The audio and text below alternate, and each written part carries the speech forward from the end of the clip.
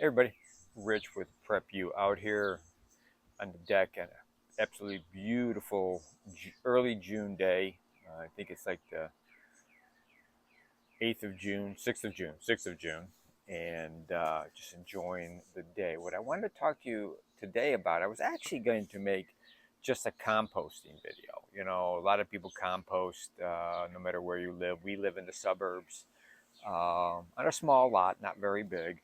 Um, but you can still compost. It's very easy to compost. That was going to be the gist of the whole um, video, but I decided to add a few things to make it a little bit longer, a little bit more interesting. We're going to talk about a little bit about raised beds because if you're on a small lot, if you're in the city, if you're in the suburbs, you don't have a lot of land, and if you're lucky enough to be in the mature area, you have really nice trees, but which makes it really hard to garden.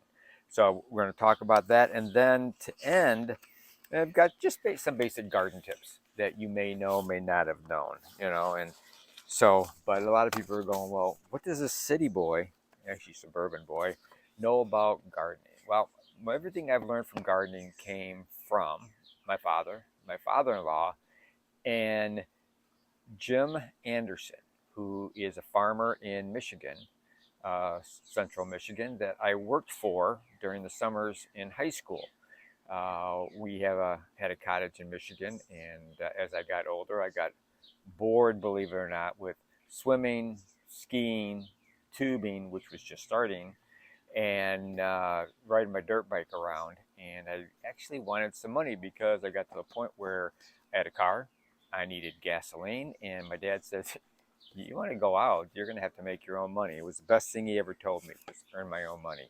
But anyhow, so know a lot about gardening, been gardening a lot. I'm going to show you at the end of this video, we're going to kind of take a walk around our property, and I'm going to explain the evolution of living in an area for a very long time and how things grow and how you have to move your gardening sometimes if you don't have a big lot and you are able to keep the trees away from maybe your back 40, whatever you want to call it, if you're on a half acre. Um, and you have to move your garden around so it gets, 6 to 8 hours of sunshine a day when the sun's out. Just very important. And you don't want to have it under the eaves of your house where it's not going to get rainwater, because you can water your plants all you want, but rainwater is more important. That's why rain barrels are nice if you have rain barrels attached to your downspouts, which are really perfect. But let's get into this. We use raised beds. Didn't used to, but I use raised beds now because I can disassemble them, move them if our trees and our shrubs and stuff like that grow. I can move them along with the soil. Lot of soil movement in the fall and in the spring, building new beds and stuff like that. You don't have to do that if you have an area and you still want to do beds. It's really nice because you get it up off the ground. You're not always leaning down or bending down, and you're not always fighting the animals, the rabbits, the squirrels, and stuff like that. They want to get at your stuff. Although squirrels, I shouldn't say squirrels, I should say rabbits, because squirrels will just climb up on anything and they'll eat whatever they want. But it also keeps it up from the kids trampling it. If you've got kids, neighbor kids, or whatever that are playing around your backyard. So a lot of people ask, well, how deep are your beds? Well, if you're going to grow like leafy greens and herbs and stuff like that, you really only need about 6 inches. But if you're going to grow stuff like tomatoes or squash or other, rooted plants, you want a good 12-inch. Now, the beds I'm going to show you are only like 4 inches, but the difference is I've gone into the soil, I've dug down into the soil and added my, nutrient soil, my peat moss and all that, and my gypsum, and we'll show you give you a list of that too, which we'll post on our Facebook page, which will be very easy for you to look at. You don't have to take notes because there won't be a test. So as far as composition of your soil, you want 50 to 60% topsoil, 40 to 50% compost, or you could do, if you want to add peat moss, which we do, a third peat moss, third compost, and a third topsoil. Um, you also want to look at the soil requirements of your plants. What nutrients do they use? How many raised beds are you going to have? Are you going to rotate your plants? If you know what the requirements are, then you can always add natural fertilizer, organic fertilizer, or your compost that you're going to be making to your beds every year, um, just because soil's going to compact over time. So when you fill your bed, you fill it all the way to the top, because believe it or not, as it rains and everything, it's going to compact down, and then you're going to add compost to it and turn it over every year. Where are you going to plant these? Where are you going to not plant these? Where are you going to put your raised beds? Well, you want someplace that at least has 6 to 8 hours of sun. All right, a dry area. You don't want a swamp. All right. You want to have it close to a water source. Ideally, you want to be able to access it with a hose. What we have is we have irrigation all set up that it just automatically comes on, and I can adjust that as to the weather patterns. I can shut it down if I know we're going to get rain. If we're not going to get rain for a while, I can have it go off instead of every 3 days. I can do it every 2 days. So it's really kind of nice. And again, the higher the better. It's just is better on your back. At school, you all know that I work in special education. Our beds are about waist high. That's how, I'm I'm 5'7" now. It used to be 5'8", 9", something like that. When you get old, you start to shrink, unfortunately. Anyhow, but they're way up high, so you're not bending over all the time. You're not crawling in the dirt. It's just easier to access. How wide and how long you make it, it's totally up to you. What do you want? What's your space requirements? How do you want to do it? Uh, what do you think?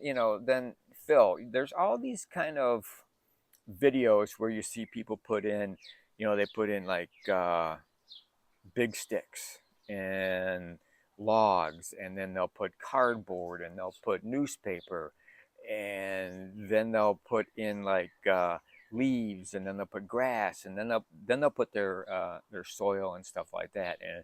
And I guess that's okay, but the thing that concerns me is that as the larger logs and larger sticks decompose, they rob the soil of nutrients, specifically nitrogen, and you really need to have that in your soil, so you're going to have to be adding it. And if you want it so deep, I suppose if you're going to make something like waist high or whatever, you could fill in with all that, but at least still have 24 inches of soil, because depending on what type of plant you have, they may need all of that as far as root growth. And you always want to turn that soil over so it's nice and loose, so the roots grow easily. And like I said, always fill to the top. It will settle, and don't use treated wood. At school, what we've got is it's a landscape block. All right, they did a really good job, but they had a really nice grant too, so they were able to do that kind of stuff. So, what other types of additives should you put to your soil? Well, I've got a list here, and obviously you're going to use compost, so we're going to talk about that in a second. Vermiculite is really nice because as it heats and gets wet, it expands and it keeps your soil from clumping up. All right, there's perlite, peat moss, worm castings, coconut. I think it's core, or COIR. It's basically the insides of the coconut. When you get the husk off, you can kind of shred that up, and that's really good. Rock dust and stone meal, which is really good because of some of the minerals that are in rocks. It will go into your soil. It's really good. Bone meal, blood meal, gypsum, aged manure, and leaf mold. Aged manure and leaf mold is really good. You can get today. You don't have to go to the farm and pick up manure that's going to drive your neighbors crazy. You can actually go get cow or chicken manure that is processed and it just doesn't smell. It's aged, so you can use it. Just make sure uh, chicken manure is very, very hot, we call it, and it can actually burn the roots of your plants. So you want to make sure you turn that over really well. Okay, what not to add? Rocky soil. Quick story. We bought a bunch of topsoil one year from Ace Hardware, and when we opened the bag, it was half rocks. So we took it back, and for whatever reason, wherever they got it from, they hit a, the bottom, which maybe they used the rock as drainage or whatever, but we were full of rock. Uh, Salty soil, you don't want to use salty soil. It's going to rob the minerals. Heavily compacted, nutrient poor topsoil, and that's kind of what I was talking about. It just wasn't good. You want to get something that has some kind of nutrients in it. Sandy soil, unless you have plants like we have. We have blueberries, and they prefer a semi-sandy, easily drainable soil. Um, and they like a very acidic soil. So those are totally separate. They've been growing for 10 years, and we do quite well every year. I don't have a lot of plants, so we get a couple pies, which is kind of nice. And clay, you don't want to use clay at all because it affects your drainage. Totally affects your drainage. Um, so when you start your compost pile, you can get a commercial grade like tumbler for compost, and you can get small amounts and you can put stuff in there and turn it, and that's really good. You can get bins and commercially grade bins, and then just you turn it over yourself, which gives you more area. Or like we did the last time, because we're down to the last of our soil, so I'm going to start composting again. We just went out and got 3 pallets and wire tied the pallets together and then screwed them together, and it really made it nice. It kept it away from the fence line, kept it away from the back of the garage, and I was able to get in there, nice wide opening, and dump in the wheelbarrow or just throw stuff in there and turn it over right away. We don't do a lot of food scraps because of the amount of raccoons and possums and other animals we have around here. We basically stick with landscape waste is basically what we do. But here, just for thought, this is what you can compost and what you can't compost, all right? So what you can compost: grass clippings, cuttings from plants, weeds that have not gone to seed. Be very important about that. You don't want seeds in your compost. Animal manure, it's not a lot of it. Vegetable water, yeah. Eggshells, of course, coffee and tea, spoiled milk products, nutshells, old herbs and spices, sugars. You can actually use candy, jams, and other sugary foods. Again, be careful.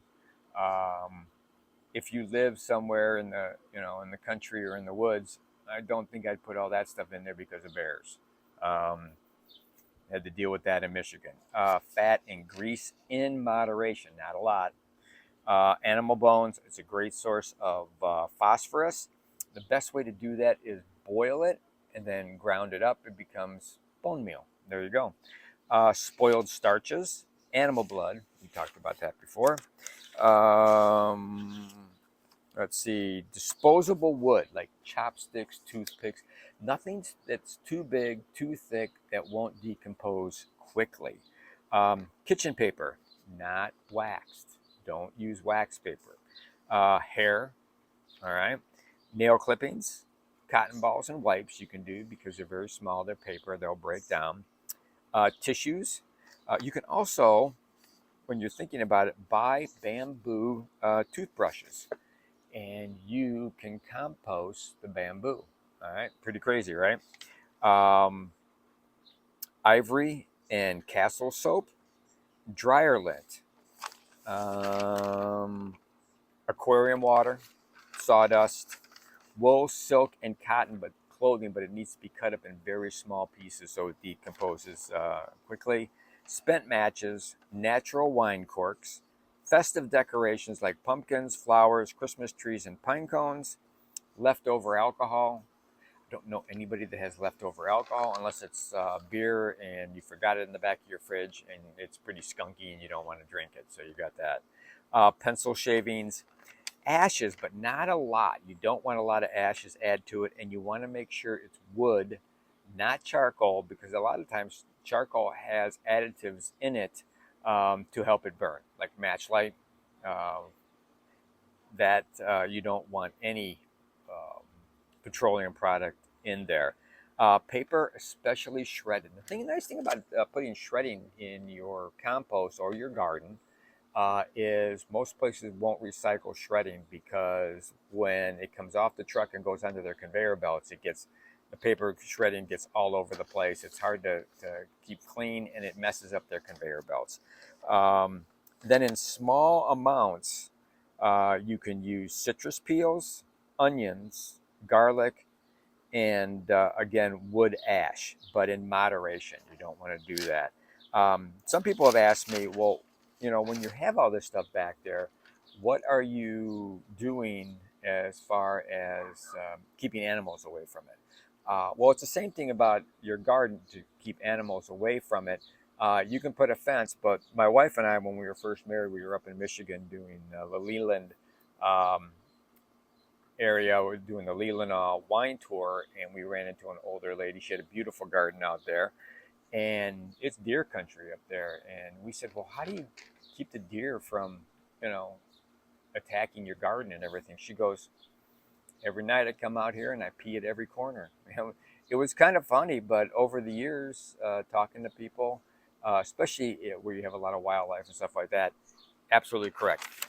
Urine is some of the best stuff to keep other animals away because they smell it and they don't want to come close. So it's also uh, it's also called liquid gold by some people in the industry. Um, so what don't you want to put? Definitely don't want to put in your compost pile. Diseased plants. No, just get rid of those things. Um, Pet waste and human waste.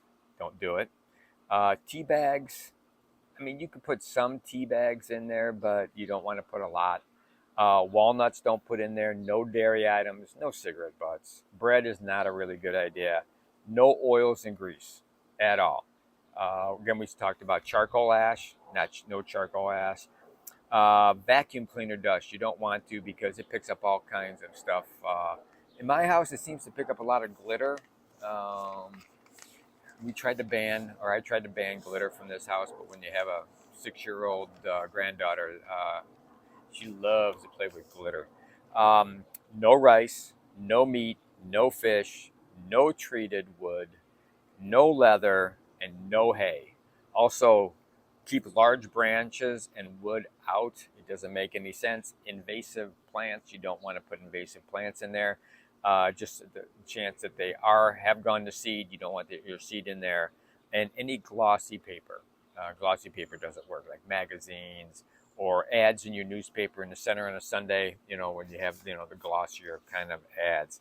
Um, I will I will get a list of this and put it on the Facebook page, and we'll make sure that it gets to you so you didn't have to write all that stuff down. But a lot of you already know what to compost and what not.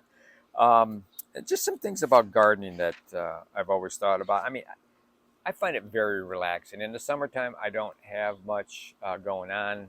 School's out end of May, doesn't start till middle of August.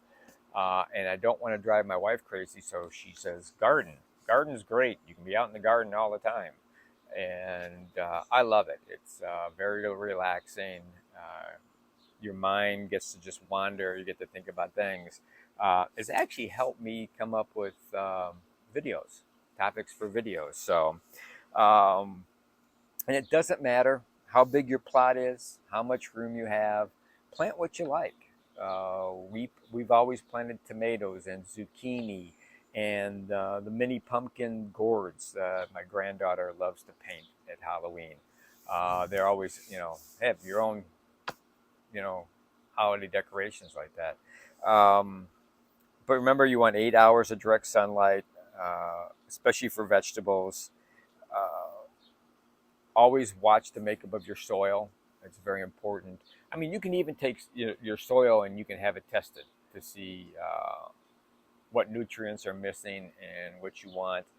But there are so many good commercially grade organic all-purpose fertilizers nowadays that if you just follow directions as how much per square foot to use, you can't go wrong. You really can't go wrong. If you have too much of something, unless it shouldn't really hurt unless it starts getting on the acidic side, and then again, depending on what you are growing, not tomatoes, well, tomatoes and especially blueberries, like a very acidic soil. So that helps them out very much.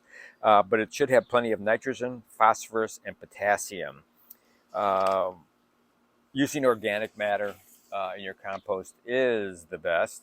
Um, and just let's see, proper watering is a must, very important. Only Most plants only need 1 inch of water per week. Experts say 3 times a week, and any rainfall is sufficient.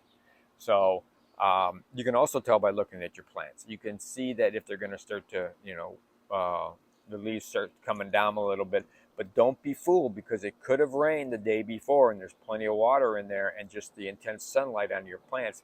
What they'll do is they'll pull back some of the moisture out of the plant, saving it in their roots. And then as soon as the sun goes down, they perk right back up again.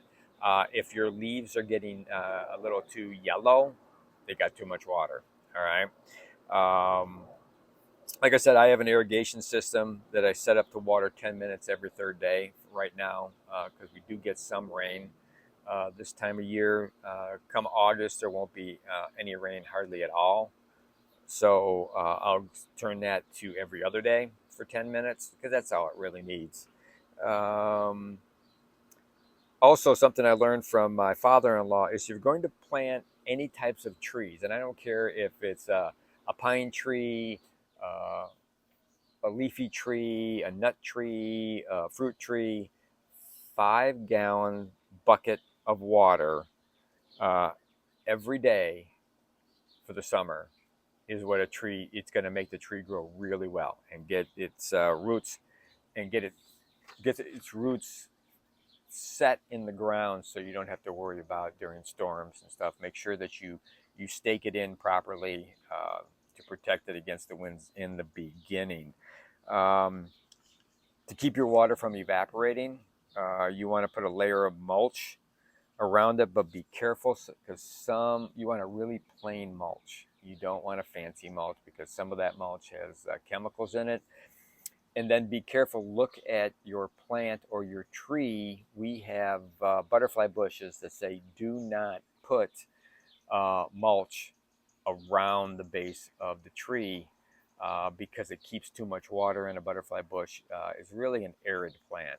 So, and then you can use porous weed block. A lot of people will lay weed block out and then cut holes in it and then put their plants in that. You want to make sure it's porous, though. And then a little organic fertilizer, uh, along the weed block, and you should be good to go. Let's see. It helps. Yeah, the weed block also helps retain water, which is a very good thing. Um, Depending on where you live, the creatures wanting your young plants and ripe fruit will change. Birds, squirrels, mice are everywhere. In other places, you can add deer, raccoons, skunks, possum, moose, rats, and many other. And I told you about the lady from Michigan that told us to, hey, go out and pee in the corners of your garden. It's really good. There's all different ways to protect your plants. Fences, but a lot of animals will just climb or jump over it. There's also, I think it's called, the one I saw commercially was bird block. It's a netting that goes over your plants, and the birds can't get in there. Like, they love our blueberries, especially the robins, and they just go in there and get it before I can. So we have like bird block netting that goes over it. There's all other things you can use. I've seen people use plastic forks tying the tines up to keep animals from walking in there, or they just kind of freak them out or something like that. I don't know, but it works. Um, Another thing you want to do is when you're planting your seeds, especially seeds, because we do radishes and onions and garlic. We will run a string above where our planting line is, uh, for a couple of reasons. It's when you're planting, it keeps it spaced, and I leave it there so I know exactly where my lines are, so that I can pull any other kind of weed or tree that's starting to grow where I don't pull, the plants that I had just planted. So that's always and then you can pull the string out once they get tall enough, and keep them. If you are new to gardening, pick easy to grow plants, and also pick plants that you can get multiple crops from each year, like onions, and I'm talking bunching onions, and then radishes and lettuce. You can get multiple uh, crops out of it depending on what zone you live in.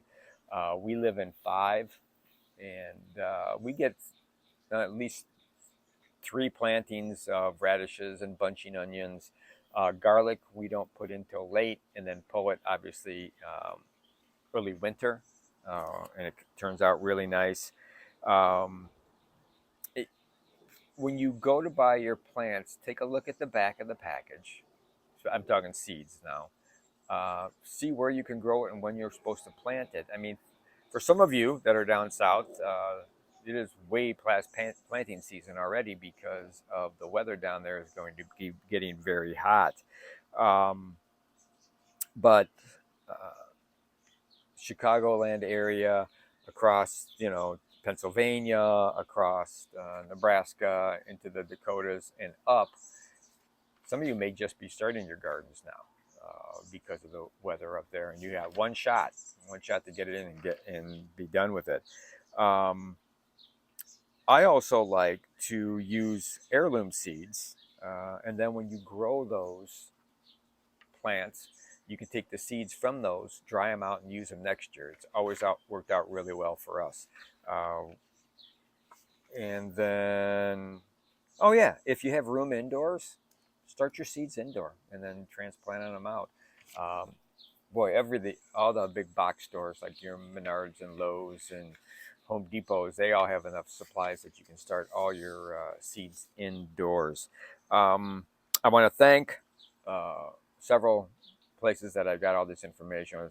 Was preppers.com, my father-in-law, myself over the years of trial and error.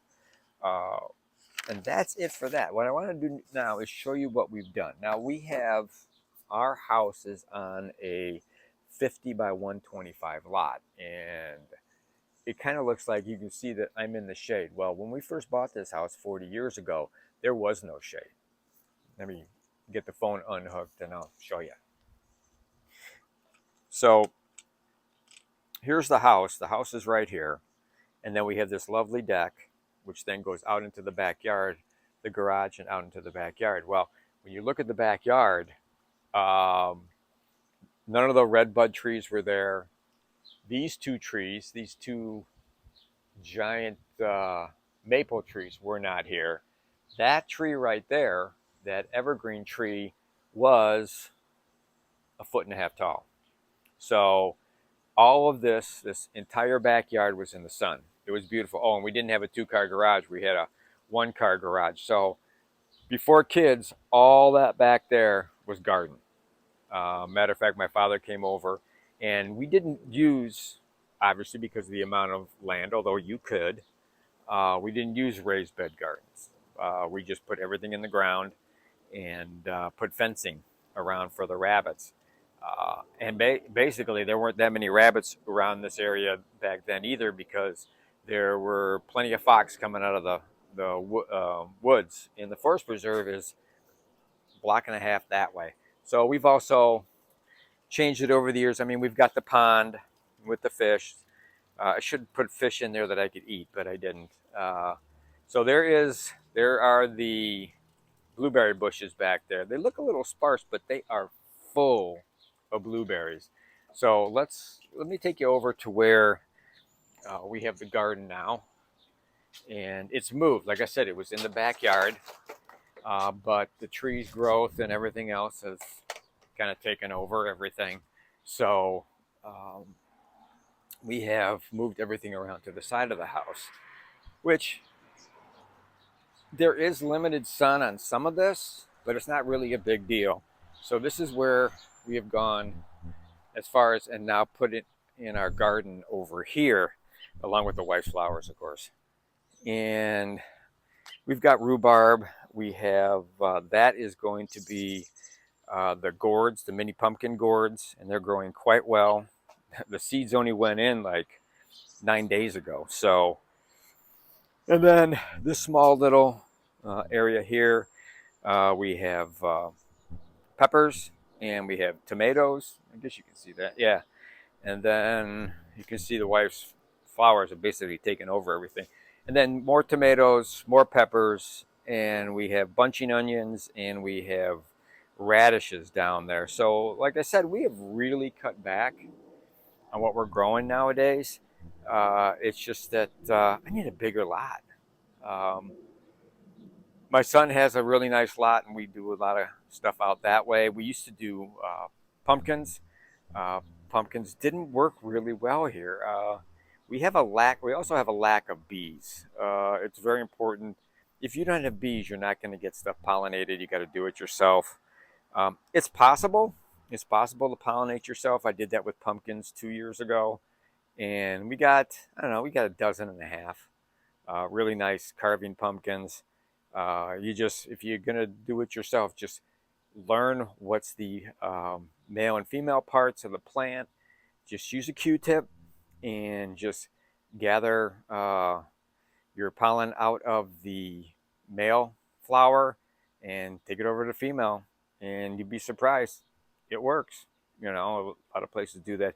Obviously, bees you want around to do the work for you, but that's it. I mean, gardening is fun. I mean, you don't always have to garden for food. You can garden with flowers and stuff like that, and that's what my wife and I do. A lot of flowers and stuff like that. So, thanks for watching. We appreciate it. Hey, if you're a subscriber, thanks. Thanks for sticking around for this video. Maybe next time I make a video like this, we'll be out in western Illinois, and we'll have a half acre or acre, and we'll plant a little bit more, and I'll show you what a real garden looks like. But that's it. Again, thank you. And always remember, always be aware of your surroundings, no matter where you're at. Always have enough food, water, ammunition for you, your family, and your pets. Whether you're going to bug out or shelter in place, and please prep like your life depends on it, because it really does. And prepping's fun. It is. Totally. See ya.